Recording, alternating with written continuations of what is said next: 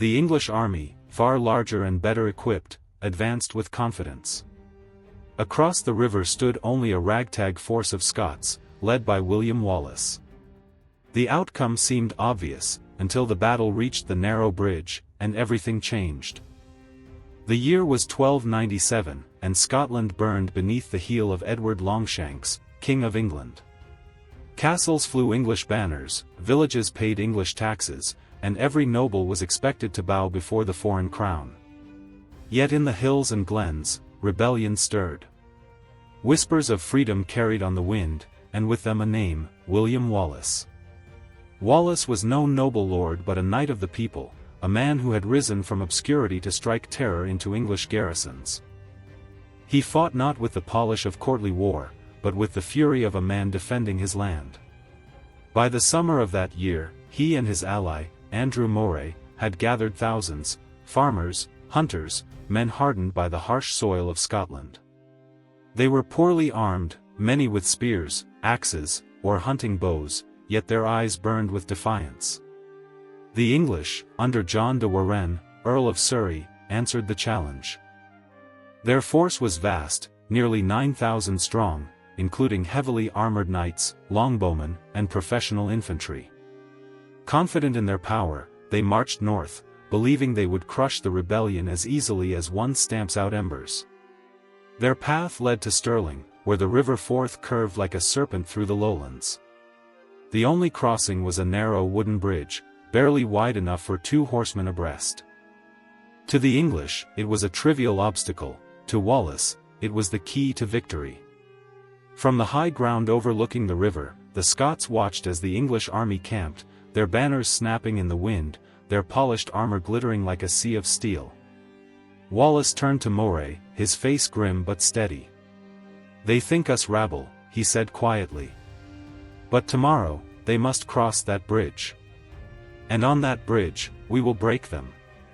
Night fell, heavy with silence. In the Scottish camp, men whispered prayers, sharpened blades, and waited for dawn. In the English camp, soldiers laughed, boasting of the ease of the coming slaughter. Neither side yet knew that by day's end, the waters of the River Forth would run red with blood. Dawn broke over Stirling with a chill mist rising from the River Forth. The wooden bridge stretched across the water like a fragile thread, narrow and creaking under the morning dew. On one side, the English banners of St. George fluttered proudly above a sea of steel and horses; on the other, the Scots waited silently on the high ground, their spears bristling like a thicket. In the English camp, Earl de Warenne roused himself reluctantly. He was an aging commander, confident to the point of arrogance. To him, the Scots were not an army but a mob of rebels to be scattered. "Send them across," he ordered curtly, gesturing toward the bridge. "Let the knights clear the rabble, and the rest will follow." His advisers hesitated. Hugh de Cressingham, Edward's treasurer in Scotland, urged haste. "My lord, every hour wasted is an insult to the king. Drive them back today and make an end of it." Others counseled caution, warning that the bridge allowed only a trickle of men to cross at once, leaving them vulnerable. But Warenne waved them aside. "These Scots have no cavalry, no archers worthy of the name. A charge will scatter them like sheep." And so the order was given. Trumpets sounded, and the first wave of English knights began to cross. Hooves clattered on the timbers, the weight of armor making the bridge groan with every step. Behind them pressed infantry and archers, eager to reach the far bank. But the crossing was slow, painfully so, and the army stretched out in a long, uneven line. Across the river, Wallace watched from the ridge. His men were restless, some eager to charge, others fearful of the glittering host before them. But Wallace raised a hand, steady as stone. "Not yet," he murmured. "Let them come. Let them choke upon their own pride." The morning sun climbed higher, burning away the mist. On the bridge, more English troops pressed forward, jostling for space. Below, the waters of the Forth glistened cold and dark, as though waiting for the dead it would soon claim. The trap was nearly sprung. By mid-morning, the English vanguard had reached the north bank. Knights in shining mail dismounted to form their ranks, infantry shuffled into position, and the clamor of horns echoed as more soldiers crowded onto the bridge. Yet for every 100 who crossed, thousands still waited on the southern shore. The English host, so vast in number, was split in two, one part stranded on the far side, the other bottled behind the narrow timbers. On the ridge above, Wallace's eyes glinted. He had waited patiently, measuring the moment with the calm of a hunter. Now he turned to Andrew Moray, his co-commander. "Enough have crossed," Wallace said. "If we wait longer, we risk their full strength. Now is the hour." Moray nodded, raising his sword to the sky. "For Scotland," he cried. A roar erupted from the Scottish lines. Thousands of voices merged into one thunderous battle cry that rolled down the hillside like a storm. Spears lowered, shields lifted, the Scots charged. The ground shook beneath their feet, and the sunlight caught the steel tips of their long spears until they gleamed like a field of stars. The English on the far bank, caught unprepared, scrambled to meet them. Knights hastily mounted their horses, infantry tried to form lines, but there was no time. The Scots crashed into them with irresistible force, driving their long spears into the chests of warhorses, toppling riders in a heap of broken armor. Men screamed as they were trampled, others drowned in the boggy ground near the riverbank. Panic spread quickly. The English trapped on the bridge could not move forward or back, their formation crushed upon the timbers. Behind them, thousands more pushed, unaware of the slaughter ahead. The bridge itself became a prison, men shoving, stumbling, falling into the river below where the weight of armor dragged them under. Wallace pressed the attack mercilessly. His men surged around the English vanguard, cutting them off from retreat. The narrow crossing that had seemed an inconvenience now became their doom. On the ridge where the Scots had stood moments before, their banner of St. Andrew fluttered in the wind, proud and defiant. Wallace himself raised his claymore high, his voice carrying above the din. "Break them here, and Scotland is free." The clash at the north bank descended into slaughter. The English knights who had managed to cross were pressed back into the marshy ground, their horses speared and toppled beneath them. Heavy mail dragged men into the mud, where Scottish blades and axes found them easily. War cries in Gaelic and Scots drowned out the shouts of Norman French as the vanguard was ripped apart. The bridge groaned with the weight of men still pushing forward. Soldiers jostled shoulder to shoulder, unaware that their comrades ahead were dying in droves. Panic rippled through the packed mass as the Scots' charge smashed the English vanguard into ruin. The bridge became chaos, men screaming, horses rearing, commanders shouting for order that never came. Then came the moment of terror. Pressed too tightly, some English stumbled from the bridge, plunging into the river Forth below. The waters churned with armored bodies, men thrashing desperately before the weight of steel dragged them under. Those behind tried to retreat, but there was nowhere to go, the southern shore was still clogged with thousands waiting their turn to cross. On the far bank, Wallace's men drove relentlessly forward. Spears bristled like a wall of thorns, skewering knights before they could lift their swords. Moray led a wedge of spearmen that split the English infantry in two, hacking them down with merciless precision. Archers from the Scottish flanks loosed arrows into the trapped enemy, their shafts finding exposed necks and faces among the armored mass. The river itself became a weapon. Drowning men clawed at the timbers, dragging others with them as they sank. Horses flailed wildly, knocking soldiers into the current. The cries of the dying echoed across the valley, mingling with the crash of steel and the roar of the Scots as they pressed their advantage. From the southern shore, Earl de Warenne and Hugh de Cressingham watched in horror. They saw their proud army choking itself upon the bridge, unable to advance, unable to retreat.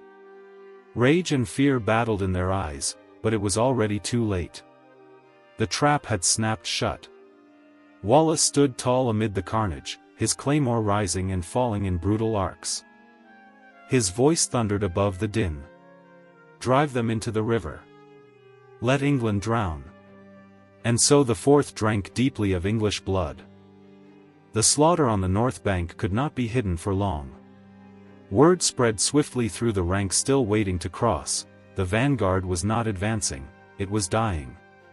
Shouts of confusion rippled through the English host. Some cried that Wallace had 10,000 spearmen, others swore the Scots had hidden cavalry waiting in ambush. Fear twisted into chaos, and the mighty English army began to unravel. Those still on the bridge looked back desperately toward the southern shore. Officers tried to force them forward, beating men with the flats of their swords, but the soldiers hesitated, their eyes fixed on the horror unfolding across the river. Then came the breaking point: the Scots surged once more, and the English vanguard collapsed in a heap of corpses. Trumpets of victory blared from the Scottish ridge, their roar like thunder rolling over the valley. Panic exploded.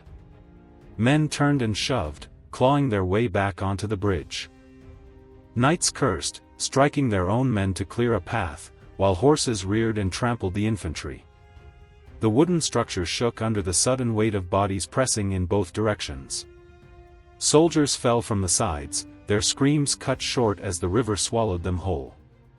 Others, crushed in the melee, were forced into the current, drowning beneath the weight of comrades piled on top of them. On the southern shore, Earl de Warenne shouted himself hoarse. "Hold the line! Hold the bridge!" But his words vanished in the uproar. The soldiers no longer listened. The bridge that was supposed to carry them to victory had become a death trap. Wallace and Moray pressed their attack mercilessly. Arrows and stones rained down on the packed mass, cutting men down where they stood. Spearmen at the water's edge thrust upward at any knight who tried to push through. The English were slaughtered not only by the Scots, but by their own panic. From the hilltop, Wallace raised his sword high, his face grim and unyielding. "Now, brothers! Break them once for all!" The Scots roared in answer, charging again with renewed fury. The bridge trembled under the chaos, and the proud English host, so certain of victory that morning, now dissolved into a writhing tide of fear and death. By midday, the outcome was no longer in doubt. The English had broken. By midday, the battle had become a massacre.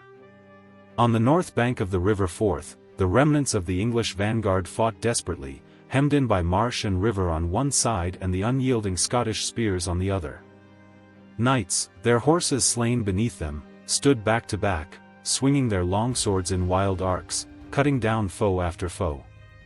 Yet for every Scot that fell, 3 more surged forward, their cries of vengeance filling the air.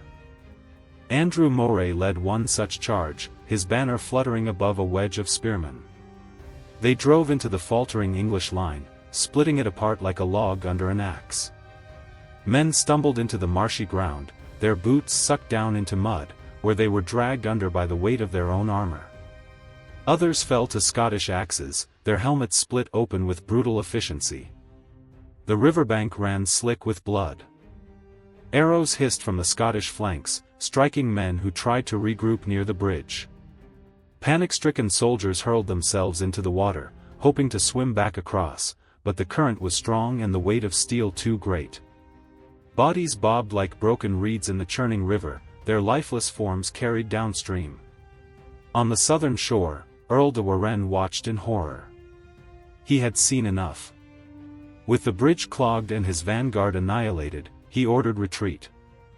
Trumpets sounded, but few heard them over the roar of slaughter. Warenne himself spurred his horse and fled south, leaving the battlefield to Wallace. The most infamous fate, however, befell Hugh de Cressingham, Edward's treasurer in Scotland. Trapped on the north bank, he was pulled from his horse and cut down by the Scots. His death was brutal, and legend tells that in their fury, the rebels flayed strips from his body to fashion crude trophies of vengeance. Whether true or not, the story spread like wildfire, a symbol of Scotland's wrath. By the time the sun began to sink, the north bank of the Forth was carpeted with the dead. Shattered armor glimmered among the reeds, banners lay trampled in the mud, and the groans of the wounded mingled with the cries of triumphant Scots. Wallace raised his claymore high, its blade stained with blood. "This day," he shouted, "Scotland is free." And his men roared back, their voices rolling like thunder across the valley of the Forth. As the English survivors fled south, the battlefield fell silent save for the cawing of crows and the groans of the dying. The Scots stood victorious upon the blood-soaked banks of the Forth. Their spears were broken, their arms weary, but their spirits blazed brighter than ever before. Against all odds, against a host many times their number, they had triumphed. Wallace strode among his men, his claymore resting across his shoulder. Mud clung to his boots, blood spattered his mail, but his presence filled the field like a beacon. Wherever he passed, cheers erupted, "Wallace! Wallace! Scotland forever!" Men lifted broken spears high as if they were banners, women from nearby villages rushed forward with tears of joy, and even hardened warriors wept openly. Andrew Moray, though grievously wounded in the fighting, was carried on a litter, his face pale but his eyes shining with pride. "We have done it," he whispered to Wallace. "We have broken the yoke." Wallace clasped his hand, answering simply, "Not broken, shattered." Word of the victory spread with lightning speed across the highlands and lowlands. Messengers galloped through glens and villages, proclaiming that the English had been crushed at Stirling Bridge. From Aberdeen to Galloway, bells rang, fires blazed on the hills, and clans that had been hesitant now flocked to Wallace's banner. For the first time in generations, Scotland stood united under a single cry, freedom. In England, the news fell like a hammer. Edward Longshanks was campaigning in France when word reached him. The king's fury was legendary, and he swore vengeance upon the rebels who had humiliated his might. But even he could not deny that something new had awakened in Scotland, something that could not be silenced easily. For the Scots, Wallace became more than a man. Around hearths and campfires, his deeds were already being recited like legend. Mothers taught their children his name with pride, bards wove songs that spoke of a giant who had broken England with nothing but courage and steel. On that September day in 1297, the roar of Scotland shook the heavens. The land, long crushed under foreign boots, had found its voice. In the weeks that followed Stirling Bridge, Scotland pulsed with new life. Where once fear had reigned, hope now surged through the glens and burgs. Wallace and Andrew Moray, victors of the Forth, became more than commanders, they became symbols of a nation reborn. Village after village cast out their English garrisons. Fortresses once thought impregnable surrendered without a fight as word of the slaughter at Stirling spread. Merchants refused to pay Edward's taxes, peasants rose in rebellion, and the countryside blazed with uprisings. The authority of England crumbled in the north, swept away by the tide of Scottish defiance. But with victory came responsibility. Wallace and Moray were summoned to the councils of the nobles, many of whom had once doubted their cause. These lords, who had bent the knee to Edward in fear, now scrambled to align themselves with the champions of Stirling. In a gathering at Dundee, Wallace and Moray were proclaimed guardians of Scotland, charged with ruling the realm in the name of the absent King John Balliol. Wallace, tall and broad-shouldered, cut a striking figure as he accepted the role. He was no noble, no lord of ancient lineage, but his authority was carved in blood and battle. "I claim no crown," he declared before the assembly, "only the duty to defend this land until it is free." Moray, though weakened by his wounds, lent his voice in agreement, "Scotland has bled too long. Now she shall stand." Together, they began to rebuild. Messengers were sent across the highlands and lowlands, calling men to arms for the next struggle. Plans were drawn to march into the north of England, to carry the war across the border and strike fear into the heart of Edward's realm. But shadows loomed even amid triumph. Moray's injuries from Stirling festered, and whispers spread that he might not live to see the next campaign. Wallace pressed forward undaunted, but he knew that the road ahead would be fraught with peril. For Edward Longshanks had not been defeated, only delayed. And the hammer of England was already rising to strike again. Far to the south, in the halls of Westminster, word of the disaster at Stirling reached Edward Longshanks. The King of England, hardened by decades of war and conquest, was not a man given to fear. But when he heard that thousands of his soldiers had been cut down by a rabble of rebels at a wooden bridge, his fury shook the court. Chroniclers would later write that he rose from his throne like a lion roused from sleep, his voice thundering through the chamber.